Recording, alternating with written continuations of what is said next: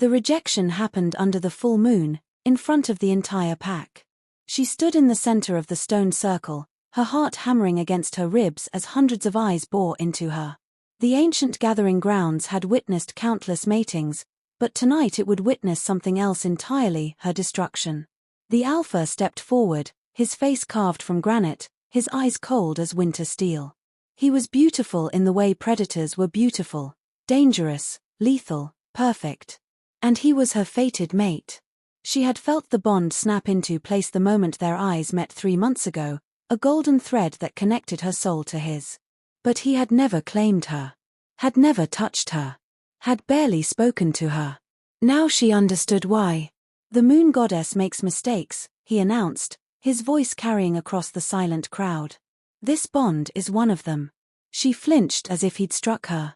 Around them, pack members shifted uncomfortably, but no one spoke. No one dared challenge an Alpha's decree. You are human, he continued, the words dripping with disgust.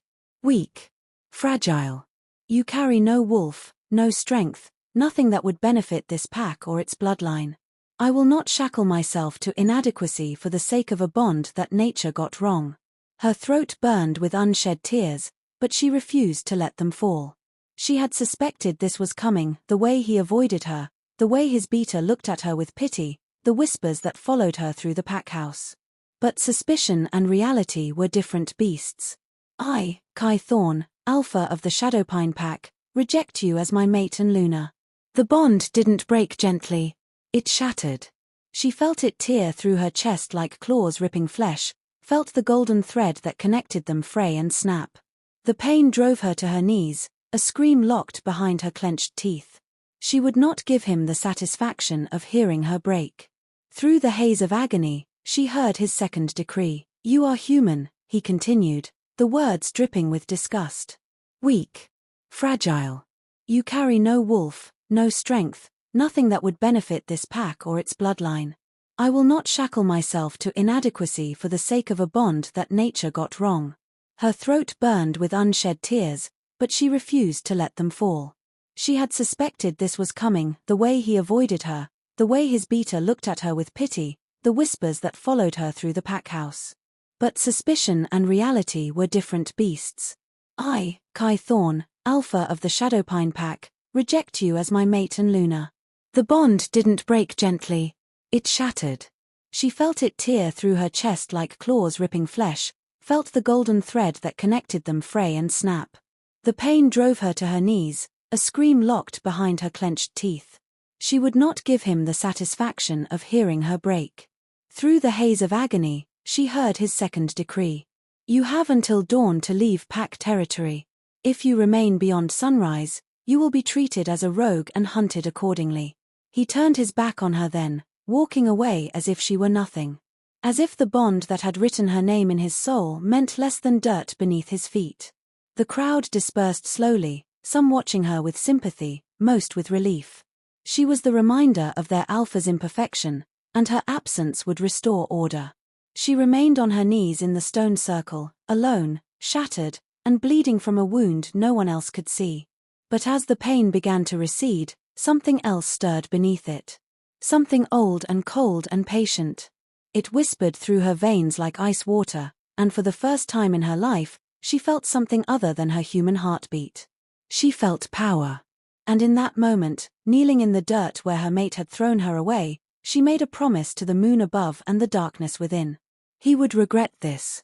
They all would. What he didn't know, what none of them knew, was that his human mate was no mistake at all. The Shadowpine pack was one of the oldest in North America, their bloodline traced back to the first wolves who walked on 2 legs. They ruled the northern territories with absolute authority, their pack house a fortress carved into the mountain itself, their laws written in stone and blood. Alpha Kai Thorn was the strongest wolf the pack had produced in 3 generations. He had claimed his position at 23 after defeating his father in ritual combat, had expanded their territory by half, and had turned Shadowpine into a name that other packs either respected or feared. He was ruthless in battle, calculating in politics, and utterly devoted to his pack's supremacy. Which was why a human mate was unthinkable. Wolves mated for strength, for the continuation of powerful bloodlines, for the production of strong pups who would carry on their legacy. A human Luna could give him none of those things. She would be a liability in pack conflicts, unable to defend herself or their territory. She would produce weak offspring if she survived childbirth at all, which most human mates didn't. And worst of all, she would make him look weak. An alpha was only as strong as his weakest link, and a human mate would be a chain made of paper. So he had done what any reasonable alpha would do. He had rejected the bond, severed the connection, and removed the problem. It was logical. Necessary. The right choice for his pack. The fact that it had felt like tearing out his own heart was irrelevant. What neither the alpha nor his pack knew was that the girl they had cast out carried a secret in her blood. A secret that had been buried for centuries, hidden behind suppressants and spells and the careful maneuvering of a mother who had known exactly what her daughter was. She was no human. She was the last living descendant of the Silvercrest bloodline, the ancient royal family that had ruled all wolves before the Great Fracturing. Her ancestors had been moon-blessed, their power flowing directly from the goddess herself, their wolves not ordinary beasts but creatures of myth, silver-furred and golden-eyed, capable of feats that modern wolves couldn't comprehend. The bloodline had been thought extinct, wiped out in the purge 300 years ago when the lesser packs had risen up and slaughtered the royals, unwilling to bow to a supreme authority. The few who survived had gone into hiding, suppressing their nature, living as humans to escape the hunt. Her mother had been one of those survivors. And she had passed her legacy to her daughter, along with a warning: never shift, never reveal what you are, never trust a pack with the truth. But her mother was dead now, taken by sickness 2 years ago, and the suppressants she had been given since childhood were beginning to fail.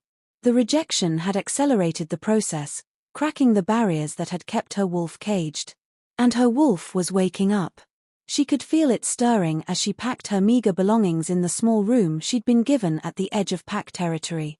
Could feel the power beginning to uncoil in her chest, ancient and vast and angry. It whispered to her in a voice that was both foreign and intimately familiar. They rejected us. They threw us away. They will learn what it means to discard a queen. She didn't know what she was yet. Didn't understand the magnitude of what was awakening inside her. But she would learn. And when she returned to Shadow Pine, it would not be as a rejected mate begging for acceptance. It would be as something they had no choice but to kneel before. She made it 3 miles into rogue territory before the first shift began. The pain was unlike anything she'd experienced, worse than the bond breaking, worse than any human illness. It felt like her bones were splintering apart and reforming, like her skin was being peeled away and replaced with something new. She collapsed behind a fallen tree, biting down on her jacket to muffle her screams. The shift should have been impossible.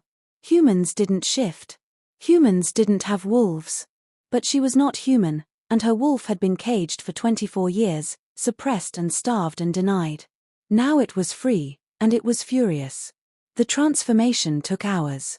A normal first shift took minutes, but her wolf was fighting through decades of suppressants, tearing down barriers that had been chemically reinforced since infancy.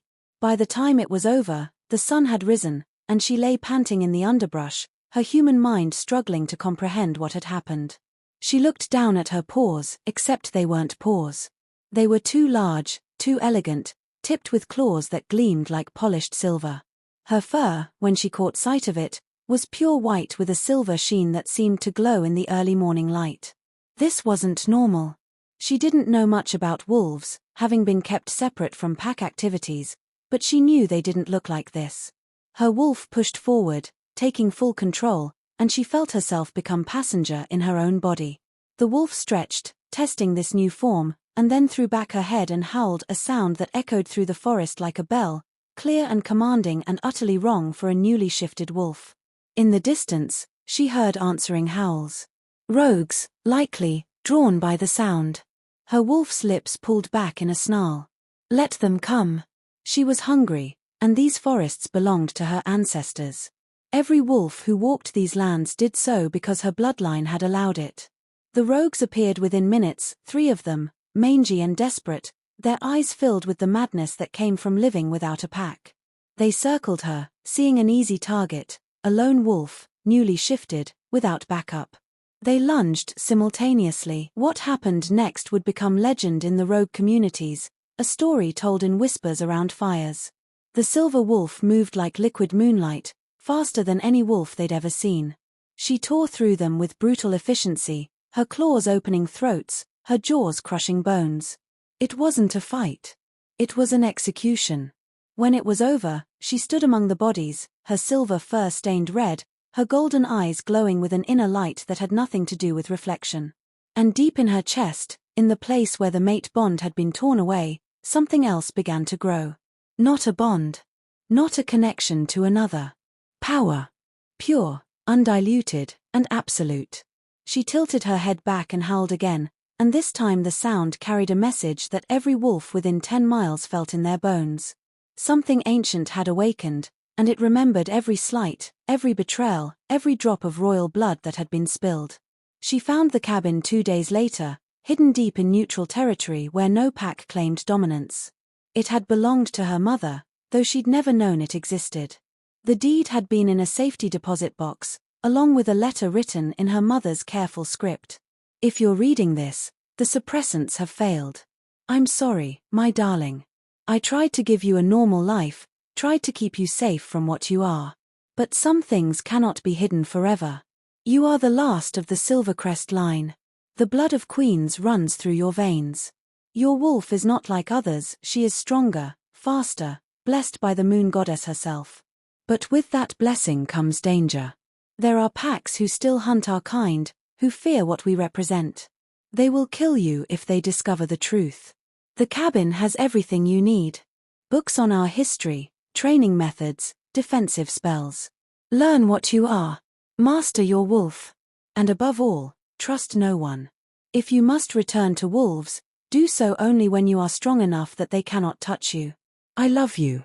I'm sorry I couldn't prepare you better. The cabin was small but well-stocked, preserved foods, weapons, and most importantly, an entire library of books on werewolf history that the modern packs had long forgotten. She spent her days reading, learning about the Silvercrest dynasty, about the power structure that had existed before the fracturing. The royal bloodline hadn't just been stronger. They had been different. Where normal wolves had one form, royals could shift partially, maintaining human intelligence with wolf strength. Where normal wolves healed quickly, royals could survive injuries that would kill others. And where normal wolves aged slowly, royals could live for centuries. She was immortal. Or close to it. The revelation should have been overwhelming, but instead it felt like confirmation of something she'd always known. She had never quite fit in the human world, had always felt like she was waiting for something, becoming something. Now she understood what. At night, she trained. Her wolf was eager to learn, to push the boundaries of what was possible. She practiced shifting, partial shifts where she kept her human form but gained her wolf's strength and speed.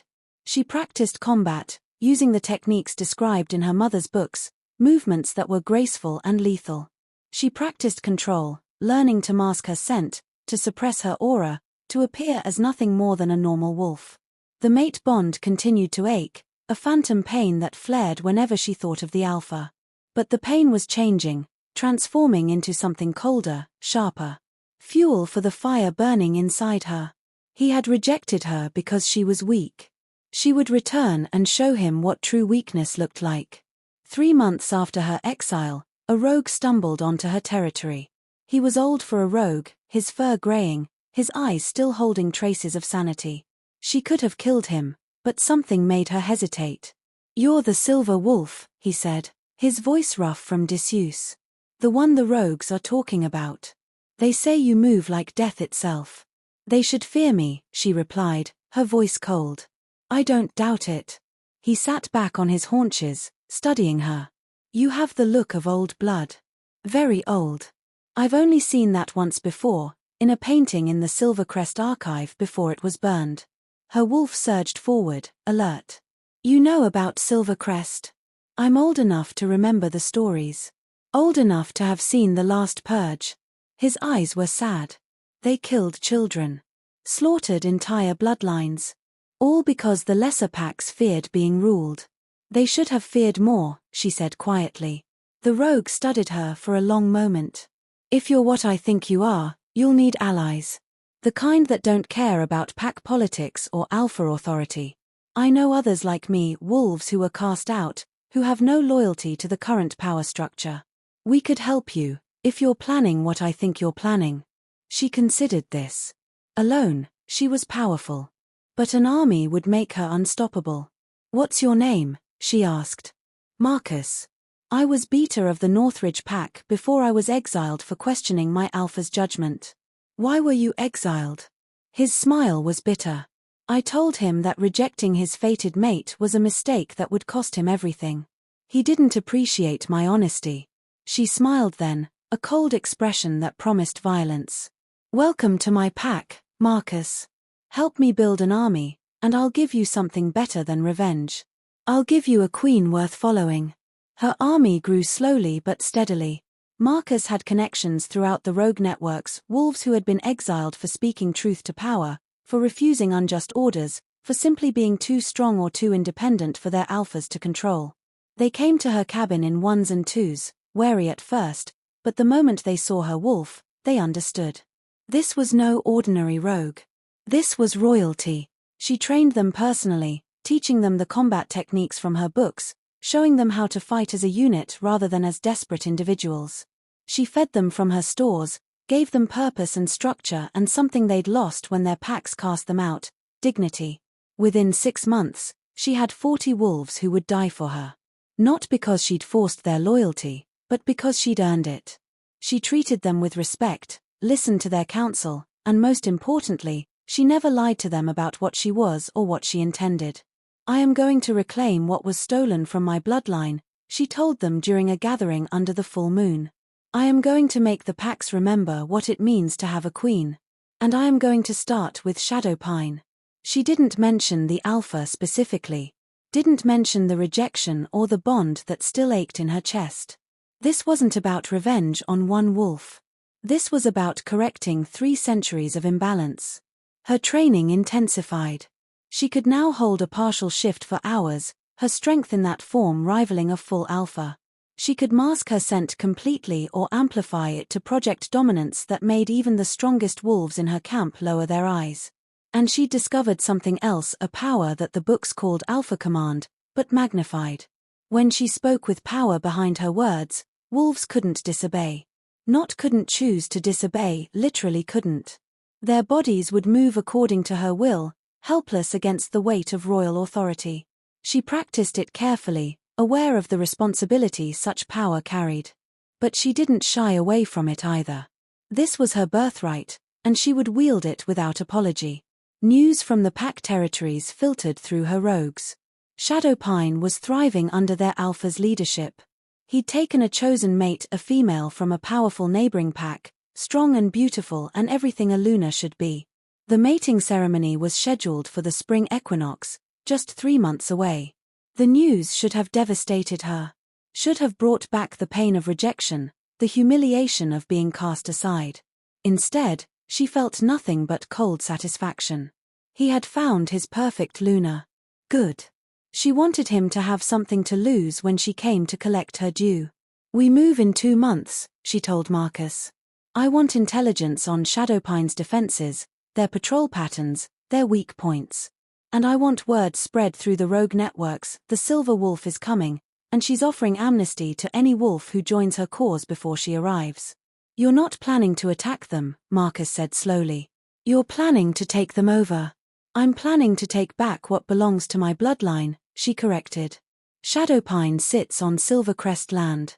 They've held it for 300 years, but their lease has expired.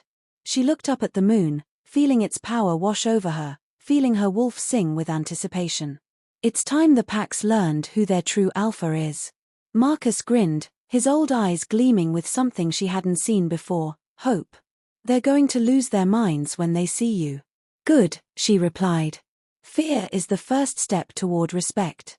And when she was done with Shadowpine, when she'd brought their alpha to his knees and shown him exactly what he'd thrown away, every pack in North America would know the truth.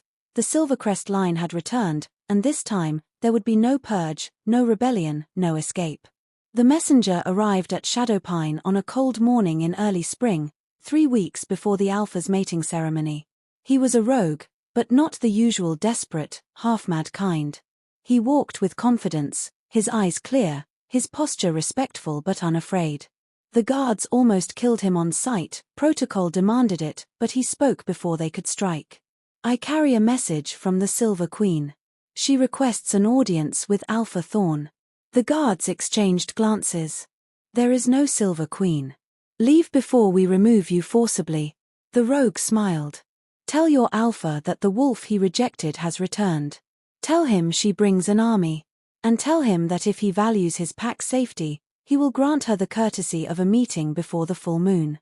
He turned and walked away before they could respond, disappearing into the forest with the easy grace of a wolf who had no fear of pursuit. The message reached the Alpha within the hour.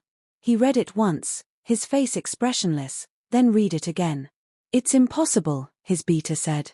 "She was human. Humans don't have wolves. This is some rogue trying to take advantage of your past." But the Alpha's wolf was growling uneasily in his chest. Something about the message felt true in a way he couldn't explain. He'd felt the bond break that night 9 months ago, felt it shatter completely. So why did he still sometimes wake reaching for a connection that no longer existed? "Send scouts to the neutral territories," he ordered. "Find this Silver Queen and report back. I want to know what we're dealing with." His chosen mate, Elena, appeared in the doorway of his office. She was beautiful in the way wolves valued: strong features, confident posture, eyes that held no fear. Everything his rejected mate hadn't been. "Is something wrong?" she asked. "Nothing I can't handle." But that night, alone in his room, he dreamed of golden eyes and silver fur and a voice that spoke with the weight of centuries. "You rejected a queen, and queens do not forget." The scouts returned 3 days later, their faces pale, their report fragmented and confused. "There's a camp in the neutral zone," the lead scout stammered. 50 wolves, maybe more. Rogues, but not like any we've seen. They're organized, well-fed, trained. And their leader? What about their leader? The Alpha demanded. "She's silver. Pure silver, with gold eyes. I've never seen a wolf like her. She saw us watching and..." He trailed off, shaking his head. "She sent us back with a message. She'll meet with you in 3 days, at sunset, at the border stone. Come alone, or don't come at all." The beta immediately protested. "It's a trap. You can't go alone to meet a rogue army." But the Alpha was barely listening. His wolf was clawing at his chest, desperate and frantic in a way it hadn't been since the rejection. It knew something he didn't, recognized something his human mind refused to accept. "I'll go," he said quietly. "Kai. I said I'll go." His Alpha voice rippled through the room, ending all argument. "If this is about the rejection, I'll handle it. If it's about territory, we'll negotiate. But I will not hide behind my pack from a rogue who has the audacity to call herself a queen." 3 days later, he walked alone to the border stone, his senses on high alert, prepared for an ambush. The sun was setting, painting the sky blood red, and for a moment he was alone at the ancient marker that separated Packland from neutral territory. Then she stepped out of the forest, and his world stopped. She was human-formed, but everything about her screamed wolf. She moved with inhuman grace, her eyes glowing gold in the dying light, her presence so powerful it made his Alpha instinct scream danger. She wore simple clothes, dark pants, a fitted shirt, but somehow she looked like she was dressed for a coronation. And she was beautiful. Devastatingly, impossibly beautiful in a way that made his rejected mate's plain features seem like a distant memory. Wait. He looked closer, past the power and the confidence and the dramatic transformation. Past the silver-white hair that fell to her waist and the way she held herself like she owned the air she breathed. And he recognized her. "No," he breathed. She smiled, and it was the coldest thing he'd ever seen. "Hello, Alpha. Did you miss me?" The human he'd rejected had somehow become the most dangerous wolf he'd ever faced, and judging by the way his wolf was whimpering in his chest, begging him to submit, his mistakes were just beginning to catch up with him.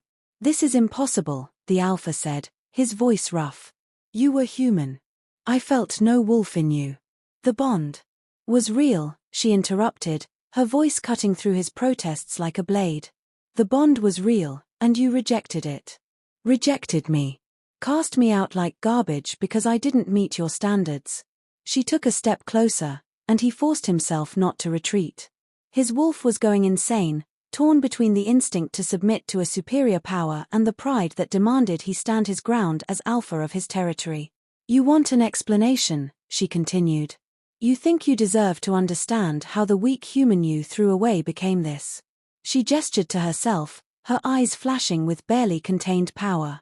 But you don't deserve my story. You don't deserve anything from me except what I choose to give. Then why are you here? He managed to keep his voice steady. Why request this meeting if not to explain? To give you a choice. She stopped a few feet away, close enough that he could smell her scent, moonlight and snow and something ancient that made his instinct scream. In 3 weeks, I'm coming to Shadowpine. I'm going to walk into your pack house, and I'm going to take what belongs to me. We have nothing that belongs to you. Her smile widened. You're standing on my land. Shadowpine is built on Silvercrest territory, land that belonged to my ancestors for 1,000 years before your pack decided to claim it. Every pack in North America is squatting on land that belongs to my bloodline. Silvercrest. The name hit him like a physical blow. The ancient royal line, the moon-blessed wolves who'd ruled before the Great Fracturing. They were extinct. Everyone knew they were extinct. You're lying. Am I? She held up her hand, and before his eyes, silver claws extended from her fingertips, glowing with an inner light. Do normal wolves look like this? Can they do this? She shifted partially, just her eyes changing to full wolf, gold bleeding into the whites, her pupils elongating into slits. The shift should have been impossible. Wolves were either human or wolf, not something in between. I am the last surviving heir of the Silvercrest dynasty, she said, her voice layered with power that made his knees want to buckle. I am moon-blessed, immortal, and absolutely done hiding what I am. So here's your choice, Alpha. Bend the knee when I arrive and acknowledge my claim to this territory, or refuse and watch me take it by force. I am Alpha of Shadowpine, he growled, his own dominance rising to meet hers. I will not surrender my pack to anyone, royal blood or not. I'm not asking you to surrender your pack. I'm telling you that Shadowpine and every other pack in North America will acknowledge me as their supreme authority. You can keep your title, keep your territory, keep your people. But you will bow to me. You will accept that there is a power above Alpha, and I am it. The arrogance should have enraged him. Should have made him want to rip her throat out for daring to challenge his authority. Instead, his wolf was whimpering, submit, submit, she's our better, we must submit. Never, he forced out. She looked almost sad for a moment. I hoped you'd say that. It will make what comes next so much more satisfying.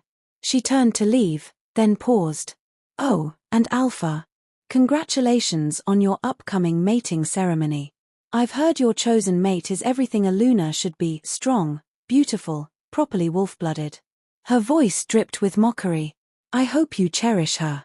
Because in 3 weeks, she's going to watch you kneel before the human you rejected, and she's going to understand exactly how badly you miscalculated.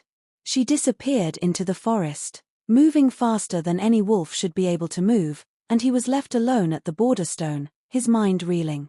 His beater was waiting when he returned. Well, what did she want? War, he said quietly. She wants war. But even as he said it, he knew it was more than that. She didn't want to destroy Shadowpine. She wanted to humiliate him specifically, wanted him to acknowledge her superiority, wanted him to regret his rejection, wanted him to understand that he'd thrown away something infinitely more valuable than he'd realized. And the terrifying part was, his wolf agreed with her. If you want to see how the Alpha's perfect world crumbles when his rejected mate returns as a queen, keep listening, because the real battle hasn't even started yet. The Alpha called an emergency council meeting the moment he returned. His beater, his third, the head of his warriors, and his chosen mate Elena all gathered in his office, their faces grave. We have a problem, he began, then explained everything, the Silver Wolf, the claim to Silvercrest lineage, the ultimatum. It's a bluff, Elena said immediately. The royal line is extinct. Everyone knows that. Some rogue found ancient texts and is using them to intimidate you. But the head warrior, an older wolf named Thomas who'd seen more battles than anyone else in the room, was shaking his head. I saw her camp. Those rogues weren't desperate or mad. They were disciplined. Well fed. And they looked at her like she was the moon goddess herself. Even if her bloodline is real, the beater argued, she can't just walk in and demand we bow. We have laws, territory rights, centuries of precedent. Precedent established after her ancestors were slaughtered, Thomas countered. If even a fraction of the old stories about Silvercrest power are true, we're not dealing with a normal alpha challenge. We're dealing with something that predates modern pack law. The alpha had been silent through this exchange, his mind replaying every moment of the meeting at the border stone. The way his wolf had reacted, the power radiating from her, the absolute confidence in her voice. And underneath all of that, the ghost of the mate bond, twisted and wrong but still present. Still aching. We strengthen our defenses, he decided. Double the patrols, bring in warriors from our allied packs, and prepare for a siege. If she wants Shadow Pine, she'll have to take it by force. And if she has the power to do that? Thomas asked quietly. The alpha's jaw tightened. Then we make her work for it. We don't roll over just because she has a fancy bloodline and a silver coat. But over the next 3 weeks, his confidence began to erode. Reports came in from other packs. Rogues were disappearing from the territories, joining the Silver Wolf's army. Wolves who'd been exiled, who'd left their packs in protest, who were simply looking for something better. Her numbers were growing. Then the defections started within Shadow Pine itself. A young warrior approached the alpha privately. I'm leaving, he said, his eyes on the ground in respect but his voice firm. I'm joining her. She's a rogue, the alpha snarled. You would betray your pack for a stranger. She's not a stranger. She's. The warrior struggled for words. I saw her yesterday at the border. She let us watch her train her wolves. She has power I've never felt before, and she uses it to teach, not terrorize. You rejected her because she seemed weak, but she's not weak. She's probably the strongest wolf alive. The alpha exiled him on the spot, but 2 more left the next week. Then 5. Then 10. His pack was fracturing, and the silver wolf hadn't even arrived yet. Elena noticed his increasing distraction. You need to focus, she told him the night before the full moon. She's trying to get in your head. Don't let her. She was my fated mate, he said, the first time he'd admitted it aloud to Elena. His chosen mate went very still. What? The girl I rejected 9 months ago. It's her. Somehow she has a wolf now, somehow she's become this, but it's her. Elena's face hardened. Then you destroy her. You don't negotiate, you don't show mercy. You eliminate the threat to our pack and our mating. He wanted to agree. Wanted to embrace that cold logic. But his wolf was howling mournfully, sensing what was coming, understanding in a way his human mind refused to accept. They had rejected their queen, and tomorrow, she would come to collect her crown. The full moon rose blood-red. She arrived at dawn with her army at her back. 50 wolves in perfect formation, moving with military precision through the forest. They stopped at the border of Shadowpine territory, and she stepped forward alone, her silver fur gleaming in the early light, her gold eyes fixed on the pack house in the distance. The alpha met her with 100 warriors, his full fighting force, arranged in defensive positions. Elena stood at his right hand, his beater at his left, both ready for battle. The silver wolf shifted to human form, naked and unconcerned about her vulnerability. Someone from her army tossed her a robe, and she shrugged into it casually, her eyes never leaving the alpha. Last chance, she said, her voice carrying across the distance. Acknowledge my claim. Bend the knee. And we can move forward without bloodshed. Never, he replied, his alpha voice rolling through the gathered wolves. She sighed. I was hoping you'd say that. She raised her hand, and spoke in a language he didn't recognize, ancient words that seemed to resonate with the earth itself. The air grew heavy with power, pressure building until several of the younger wolves in his line whimpered. I invoke the right of royal challenge, she announced in English. By the old laws, established before the fracturing, when Silvercrest ruled all wolves. Any alpha who holds land that once belonged to the crown must either submit or face me in single combat. There is no royal line anymore, Elena shouted. Your laws died 300 years ago. Laws don't die, the silver wolf replied calmly. They can be forgotten, ignored, buried. But they don't die. And the old laws state clearly, royal blood supersedes all other claims. This is my land. These are my wolves, even if they've forgotten who they belong to. And you are squatters who will either acknowledge my authority or be removed. The alpha felt his warriors shift uneasily. The old laws were taught to every wolf as history, but no one took them seriously anymore. They were relics of a dead age. Except she was living proof that the age wasn't as dead as they'd thought. Fine, he said. You want a challenge? You'll have one. But when I win, you and your rogues leave my territory and never return. She smiled. And when I win, Shadowpine becomes the first pack to officially acknowledge the restoration of Silvercrest rule. Your wolves will be free to leave if they choose, but the land stays with me. Agreed. They met in the center of the clearing, the space between their armies. Traditional challenge rules: no interference, no weapons, fight until submission or death. The winner would be recognized as the legitimate authority. He shifted to his wolf form, a massive black beast, scarred from countless battles, radiating alpha dominance. He was the strongest wolf Shadowpine had produced in generations, and he'd never lost a challenge. She shifted to face him, and even having seen her before, the sight stole his breath. Pure silver fur with a moonglow sheen, gold eyes that held ancient knowledge, a form that was larger than his despite her female designation. She looked like the moon goddess had descended to walk among them. They circled each other slowly. He attacked first, using his speed and experience to aim for her throat. She deflected him almost lazily, her movements economical and precise. He tried again, feinting left then striking right. She blocked that too, barely moving. Are you done? She asked, her wolf's voice clear in his mind, another impossibility, as wolves couldn't speak telepathically outside their packs. He snarled and launched himself at her with everything he had. She met him head-on, and the impact shook the ground. For a moment, they grappled, strength against strength.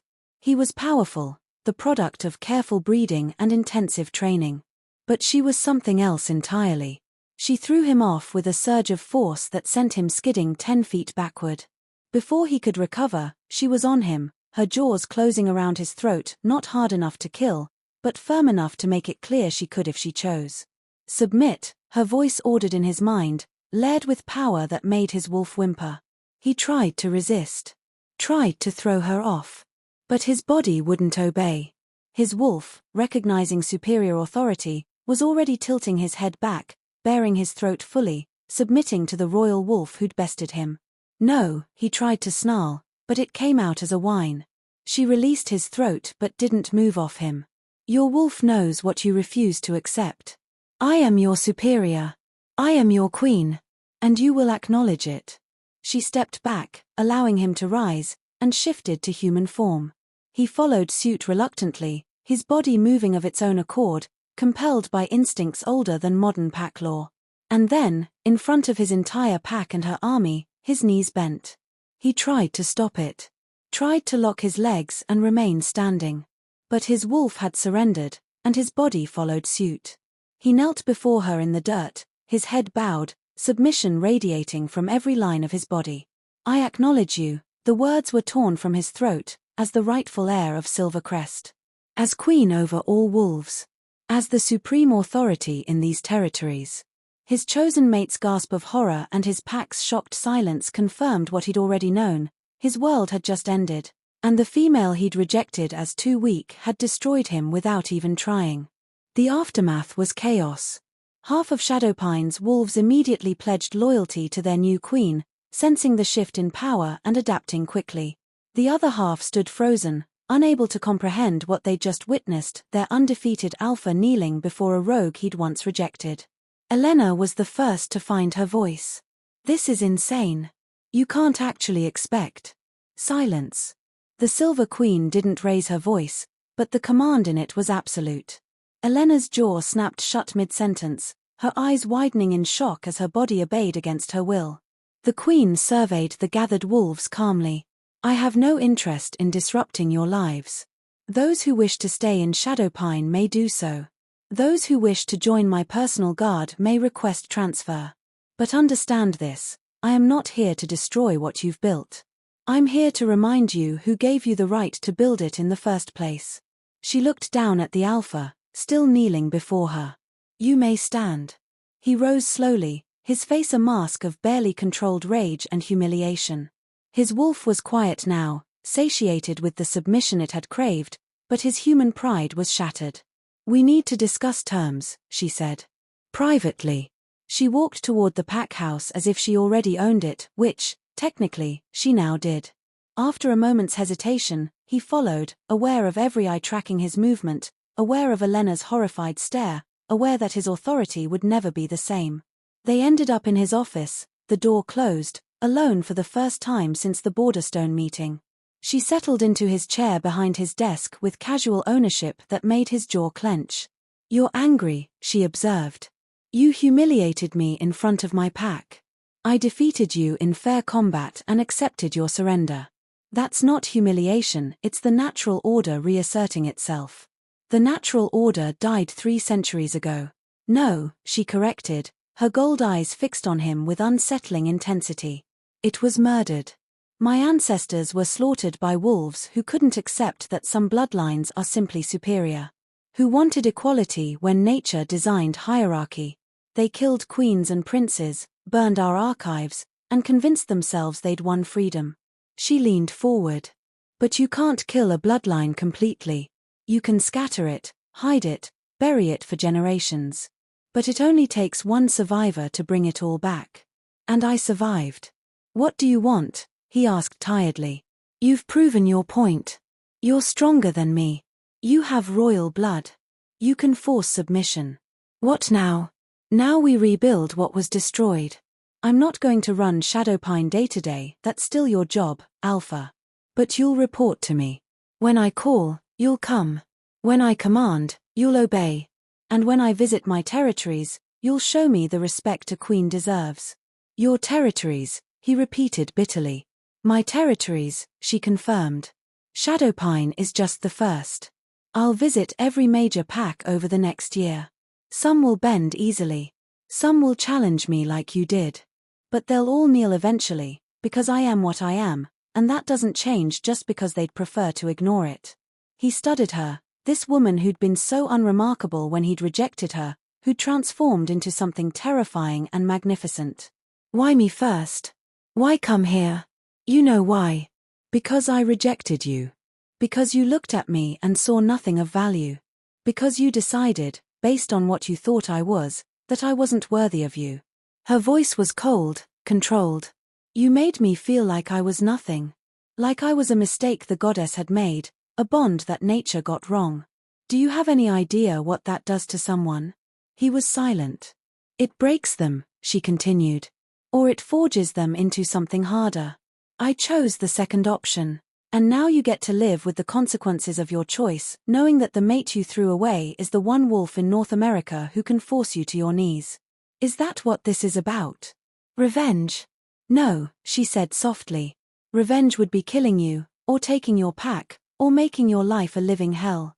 This is about justice. This is about the natural order correcting itself. You rejected me based on what you thought was my weakness. Now you serve me based on what actually is my strength. She stood, moving to leave. Your mating ceremony is in 3 days, correct? His stomach dropped. You can't. I'm not going to stop it, she interrupted. You're free to mate Elena. But I will be attending, as is my right as queen. And she will understand, as your pack now understands, that you rejected your fated mate not because she was unworthy, but because you were too blind to see what stood before you. She left him alone in his office, the scent of moonlight and snow lingering long after she'd gone, a reminder that he'd lost something far more valuable than just a fight. The mating ceremony took place under a full moon, with the entire pack in attendance. It should have been a celebration, a moment of joy as their alpha formalized his bond with his chosen mate. Instead, it felt like a funeral. The Silver Queen sat in the place of honor, a throne that had been hastily constructed per her request, or rather, per her polite command that no one could refuse. She wore a gown of pure white that seemed to glow in the moonlight, a crown of silver woven through her hair. She looked every inch the queen she claimed to be. Elena stood beside the Alpha at the altar, her hand trembling in his. She was beautiful in her mating dress, strong and confident as always, but her eyes kept darting to the Silver Queen, unable to hide her fear. The ceremony proceeded according to tradition. The elder spoke the ancient words, binding their lives together in front of the pack and the moon. The Alpha repeated his vows, his voice steady, and Elena repeated hers. But when it came time for the mating bite, the moment when an Alpha would mark his chosen mate's neck and seal the bond, the Queen spoke. "Stop." The single word froze everyone. The Alpha turned to look at her, confused and angry, while Elena's face went pale. The Queen stood gracefully, descending from her throne to approach them. The crowd parted instinctively, wolves lowering their eyes as she passed. "I'm not here to stop your mating," she said calmly. "You have every right to choose a partner, to build a life with someone who meets your standards. But there's something you need to understand first, Elena." She turned to the chosen mate. "Do you know what a fated mate bond is?" Elena's voice cracked. She tried again. "It's a rare connection the moon goddess creates between two wolves. And do you know what happens when that bond is rejected? It breaks." "Does it?" The Queen's smile was cold. "That's what everyone thinks. But bonds created by the goddess don't simply break.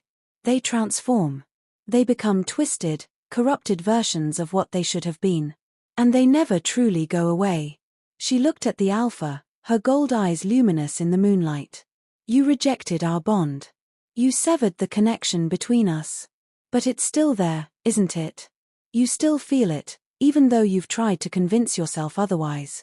A phantom ache where something precious used to be." His silence was answer enough.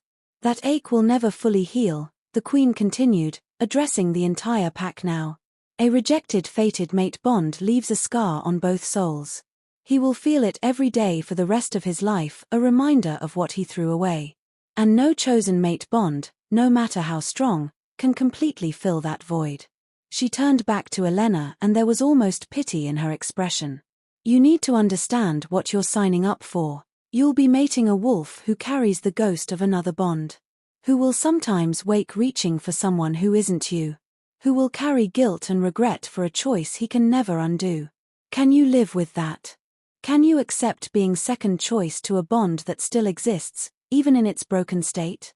Elena's face had gone from pale to ashen. She looked at the Alpha, searching for denial, for reassurance. But his expression confirmed everything the Queen had said. Elena swallowed hard. "I love him. I can handle." "Can you?" The Queen's voice was gentle now, not mocking. "Because love isn't always enough. Not when you're competing with a ghost, with a what-if that will haunt you both." She stepped back, returning to her throne. "Proceed with your ceremony if you choose. I won't interfere. But make that choice with full knowledge of what it means." The silence that followed was suffocating. Elena stared at the Alpha, tears streaming down her face, and he stared back, unable to offer her the promises she needed. Finally, Elena spoke, her voice breaking. "I can't. I'm sorry, I can't be second to a bond that's still alive inside you, even if it's broken. I can't spend my life wondering if you're thinking about her, wishing things had been different." She pulled her hand free and walked away, her shoulders shaking with sobs.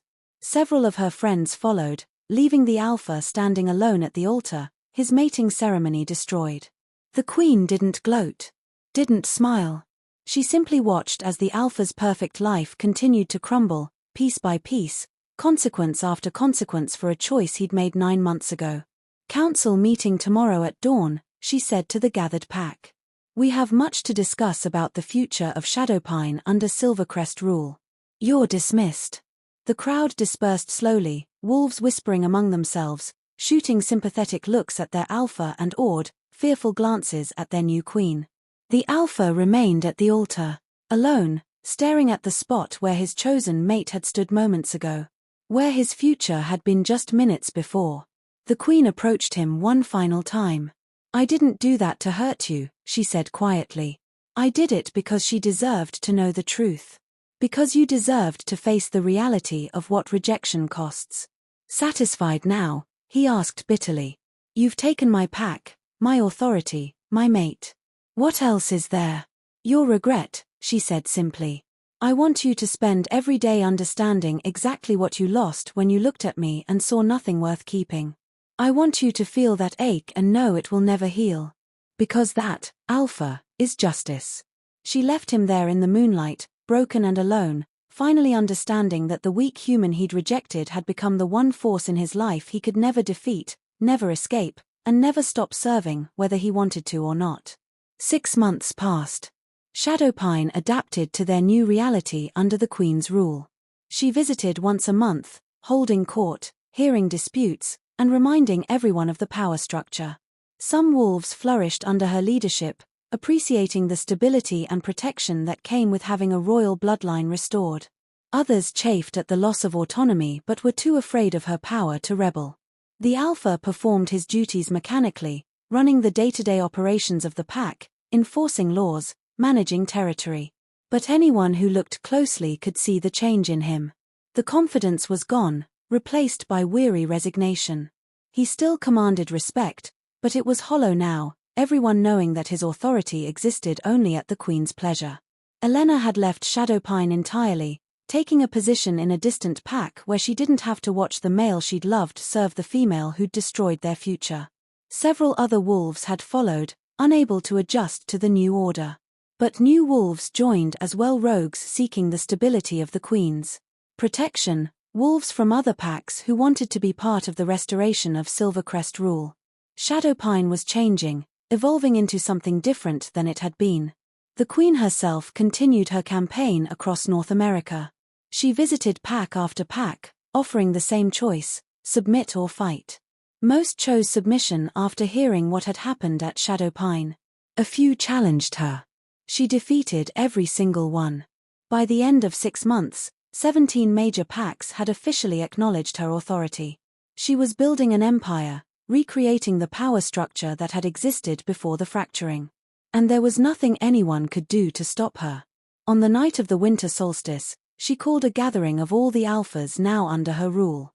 They assembled at the Shadowpine Pack House, neutral ground, ironically, since it was where her rise to power had begun. The Alpha watched them arrive, these powerful wolves who'd once been his equals, now all subordinate to the Silver Queen who sat at the head of the table like she'd been born to it. Which, he supposed, she had. We need to discuss the future, she began, her voice clear and commanding. The restoration of Silvercrest rule isn't just about me claiming authority over existing packs. It's about creating a lasting structure that will survive beyond my lifetime. You're immortal, one Alpha pointed out. You'll outlive all of us. Probably, she agreed. But even immortals can die. And I have no heir. No child to carry on my bloodline. Which means we need to establish laws and councils that can function whether I'm here or not. She outlined her vision for the next hour: a continental council of alphas who would handle disputes, a royal guard drawn from all packs, laws that protected both royal authority and pack autonomy. It was ambitious, comprehensive, and surprisingly reasonable. The Shadowpine Alpha found himself reluctantly impressed. She wasn't just collecting power for its own sake. She was building something that would last. After the meeting, she requested a private word with him. They ended up in his office again, a space that had become their unofficial meeting place. You've done well these past months, she said. Shadowpine has adapted better than most packs. I'm good at following orders, he replied, unable to keep the bitterness entirely out of his voice. You're good at leading, she corrected. Even with your authority limited, your wolves still look to you. Still trust you. That's not nothing. He studied her, this female who'd been his mate for less than a day before he'd thrown her away. She'd changed so much, become so much more than he could have imagined. And yet, do you still feel it? He asked suddenly. The bond? Or did it disappear completely for you when you became this? She was quiet for a long moment. I feel it, she finally admitted. It's different now, colder, harder, but still there. A reminder of what could have been if you'd chosen differently. Do you ever regret it? Becoming this? Taking on this role? No. Her answer was immediate and certain. I regret the pain of the rejection. I regret the months I spent thinking I was worthless. But becoming queen? Claiming my birthright? Never. This is who I was always meant to be. You just couldn't see it. He wanted to argue. Wanted to defend his choice, to explain that he'd been thinking of his pack, of strength and survival and practicality. But the words stuck in his throat, because what defense could there be? He'd looked at her and seen nothing, and he'd been catastrophically wrong. For what it's worth, he said quietly, I'm sorry. Not for the choice I made with the information I had, but for the way I did it. For humiliating you publicly. For making you feel like you were nothing. You deserved better than that. She absorbed his words, her expression unreadable. Apology noted, she said finally. But it doesn't change anything. You're still my subject. I'm still your queen. The power dynamic remains. I know. She stood to leave, then paused at the door. I don't hate you, Alpha. I know you think this is all revenge, but it's not. It's just the natural order correcting itself. You made a choice based on what you thought was weakness, and now you serve me because of what is actually my strength. There's a poetry to that, don't you think? After she left, he sat alone in his office, feeling the phantom ache of the broken bond in his chest, understanding now that this was his life, serving the mate he'd rejected, watching her build an empire, and knowing that every achievement she made was a reminder of what he'd thrown away. The weak human who'd knelt in the dirt while he walked away had risen. And she'd risen so high that he would spend the rest of his life looking up at her. The blood moon rose over Shadowpine that night, painting everything red, and the alphas gathered below understood that the old age had truly ended, not with a purge this time, but with the return of a queen they could neither defeat nor deny, and the future belonged to her now, whether they liked it or not.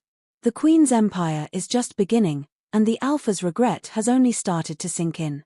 Subscribe to hear what happens when the past comes calling, because some bonds, even broken ones, refuse to stay buried.